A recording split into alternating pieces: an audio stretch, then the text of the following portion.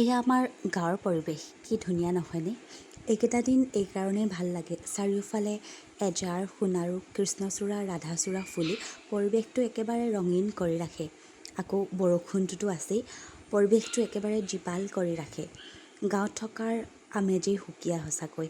এই ৰঙীন পৰিৱেশ, এই সেউজীয়াখিনি, এইখিনিৰ মাজত সঁচাকৈ মানুহ এজন সুখী হৈ থাকিব পাৰি।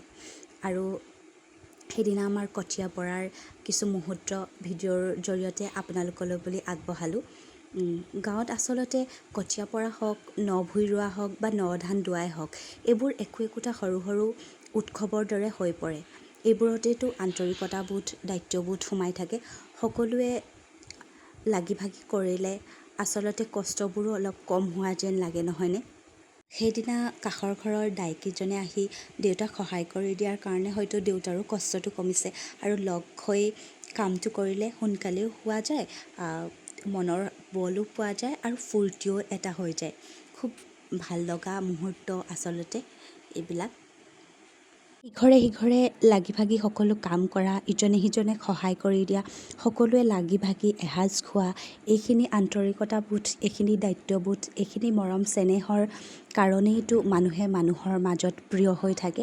আৰু এইখিনিৰ আমেজেই সুকীয়া, যিহেতু এইখিনি গাঁৱত বেছিকৈ আচলতে পোৱা যায়। মই চহৰত আন্তৰিকতাবোধ বা দায়িত্ববোধ নাই বুলি ক'বলৈ যোৱা নাই, কিন্তু এইখিনি আমাৰ গাঁৱত বেছিকৈ প্ৰচলিত হয়। যেতিয়া কিবা এটা কাম সকলোৱে লগে ভাগে কৰা হয়, কামটো খুব ভাল লাগে।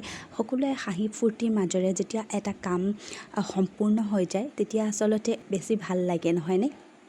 আৰু এই ভিডিঅ'টোৰ জৰিয়তে মোৰ গাঁৱৰ কিছু পৰিৱেশ আপোনালোকক দেখাবলৈ চেষ্টা কৰিলোঁ।